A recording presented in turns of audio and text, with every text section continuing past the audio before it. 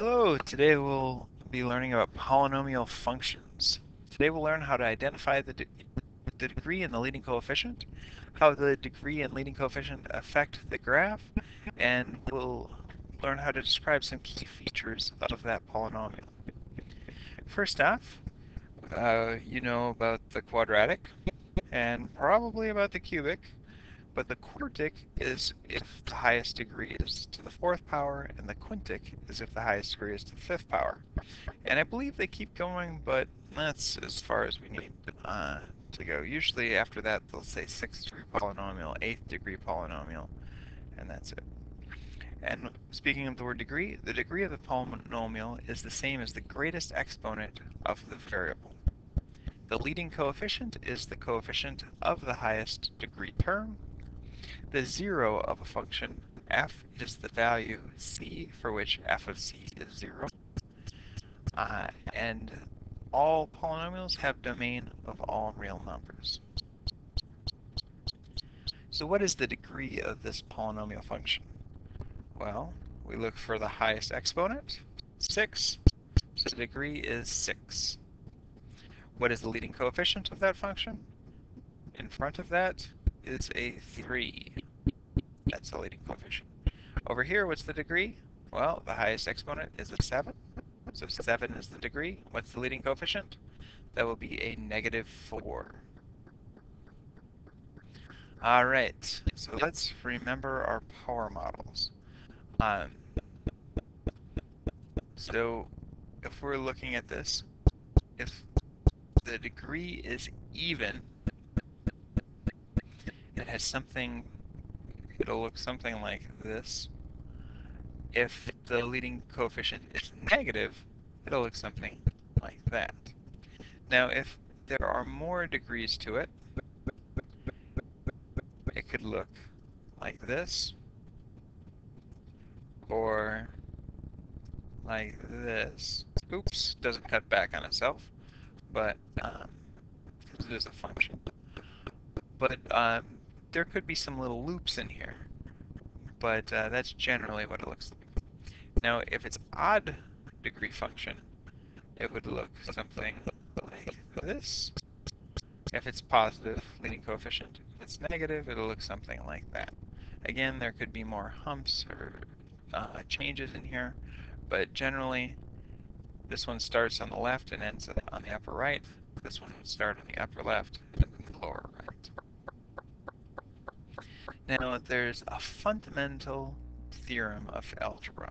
Big title, which boils down to a very simple theorem. An nth degree polynomial function has exactly n zeros. Big idea. So a fifth degree polynomial has exactly 5 zeros. And that includes both real zeros and complex zeros. So there's 5 numbers that you could put in for x to get a 0 for y. And that's including anything that's both real and complex. All right, now the graph of quadratic functions. We've learned a lot about quadratic functions. This one, we know these are the x-intercepts. We could factor and get those. We could find the vertex. The leading coefficient is negative, so it's facing down. Here, it's facing up. This one just hits at one point. This is going to be x minus 4 squared. So this only has 1 0 here. Over here it has 0 zeros. There's no zeros here. So all of the roots here will be imaginary. Likewise here, there'll just be imaginary roots. So here there's 2 roots. I should say real zeros, or 2 roots. Here there's 1 real 0. But in this one, using the fundamental theorem of algebra, that's counted as a double 0. We call that a double 0. So 1 real, that counts as 2 zeros, because both 4 and 4 will work on that one. Now over here, there are no real zeros. So all we have is two imaginary zeros.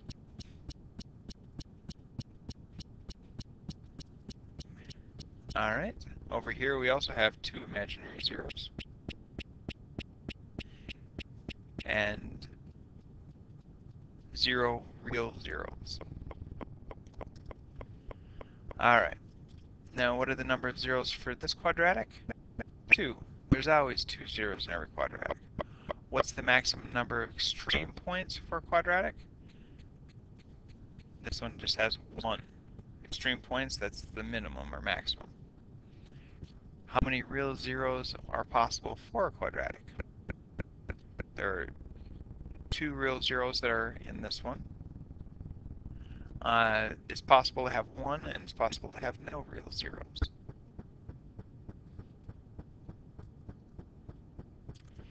All right, now the graph of a cubic function. Base of function x cubed goes up like this. This is another function. Y equals negative x cubed plus 4x squared minus x minus 6, where it comes down, crosses at three different points on the x-axis, so there's three real zeros. Over here, there is, again, three real zeros. And over here, it looks like this is negative of x minus 2 cubed, so this would be a triple zero.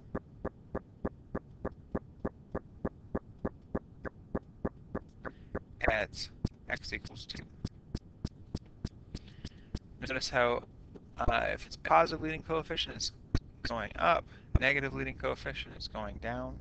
This one's generally going up. This one's going down. Now for quartic, this one has 1, 2, 3, 4 real zeros. Here there's 1, 2 double zeros. So that's 4 real zeros in all. This one has one real. Here's another real. So this has two real. So then it has to have two imaginary. And you can see that this is broken down at negative 2 and 4. Those will be two zeros. And here, if x squared equals 3, or equals negative 3 if I subtract from both sides, x is going to be the square root of negative 3, which is negative, or I root 3 and negative I root 3. So these would be the two zeros that are imaginary. These are the two real roots. Now this one, since these are two double zeros, and that's going to be at 2 and 1, this one would be, the equation would look something like x minus 2 squared, x, or x plus 2 squared, x minus 1 squared. And this one, looks like there's 4 zeros. I don't know if they all hit exactly. That'd be 1, negative 2, and negative 3. And if that's true, it would be x minus 1, x plus 1. That would give us that one. X plus 2, and x plus 3. If you multiply the first ones, x times x times x times x, that's x to the fourth. The last one's negative 1 times 1 is negative 1 times negative 2 times negative 3. That would equal negative 6. So we know those first and last terms are right. It'll be a little bit more work to get to see if those middle terms are correct. All right, higher degrees. So if I have y equals x to the 7th plus a bunch of mess plus, let's just leave it there. So all I know about this is it's going to start down here, going to have some sort of wavy stuff in here, and go up to the right.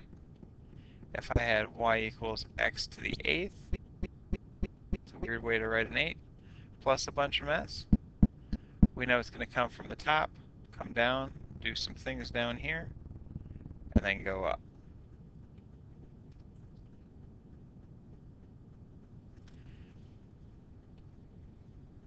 Now, what is the lowest degree this function can have? Well, if it was, we know that it's got to be odd because it starts in one corner and ends in the other.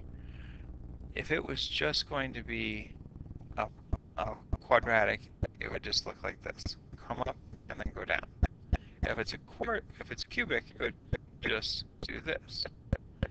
A quartic would keep going down. A quintic would have to be up like this. So the lowest degree polynomial this would have would be 5. One way that some people do is they count up all these: 1, 2, 3, 4, 5. And so that is the lowest degree polynomial. So how many zeros does this have? We know it has 5. We don't know how many real. Well, it looks like this is a double zero because it turns around right at on the axis. And here is a real zero, so there's 3 real.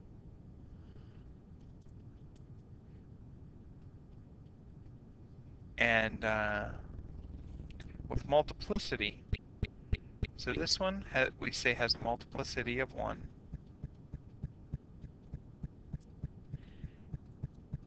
Where a double zero we say has a multiplicity of 2.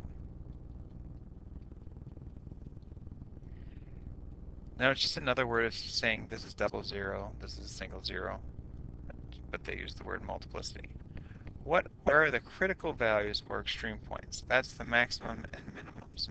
So there's a maximum here, here, here, and here. So there's 2 maximums and 2 minimums. So where are they? There's no x value, so we can just point to them. Is this degree odd or even? We've already said that it's odd. Is the leading coefficient positive or negative?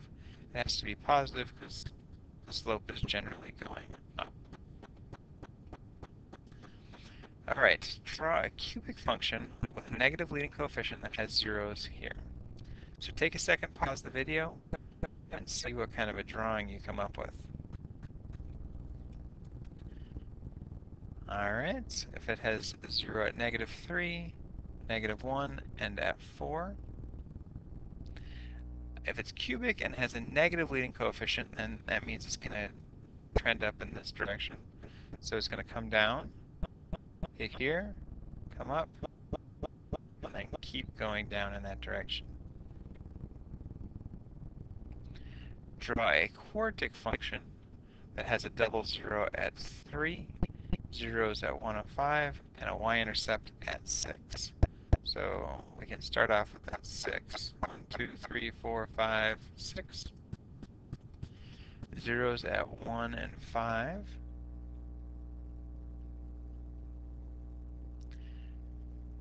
And a double 0 at 3. So it's going to come down, cross through a double 0, so it turns back around, and then keeps going on up. So that is my quartic function. A quintic function that has a negative leading coefficient and 3 real zeros and 2 complex zeros. So a negative leading coefficient, so it's going to be going down like that. 3 real, 2 complex.